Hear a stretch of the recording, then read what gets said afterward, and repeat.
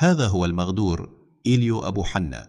في أحد ليالي تشرين وجدت سيارة إيليو مصطدمة بجدار داخل مخيم شاتيلا، المخيم المعروف بتجارة الممنوعات وبرواده من المدمنين الذين يدخلونه يوميا للحصول على الممنوعات بسهولة بالنسبة لأهالي المنطقة. هذا المشهد لم يكن غريبا، فالقصص عن شبان يعثر عليهم قتلى داخل طرقات المخيم باتت شبه اعتيادية.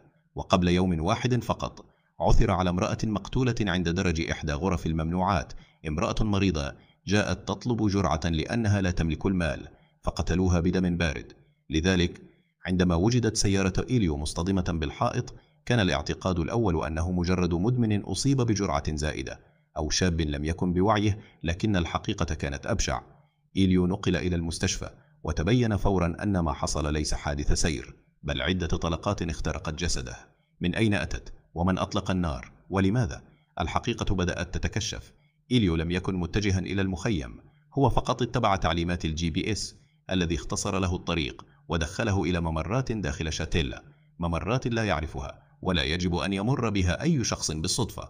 هناك رصدته مجموعة من المسلحين الذين يحرسون غرف المخدرات، اعتقدوا أنه تابع لجهاز أمني أو أنه جاء ليراقبهم، وبدون سؤال وبدون تحذير كمنوا له. سيارته كانت بطيئة في الممر الضيق، فانهمر الرصاص عليه بشكل مفاجئ.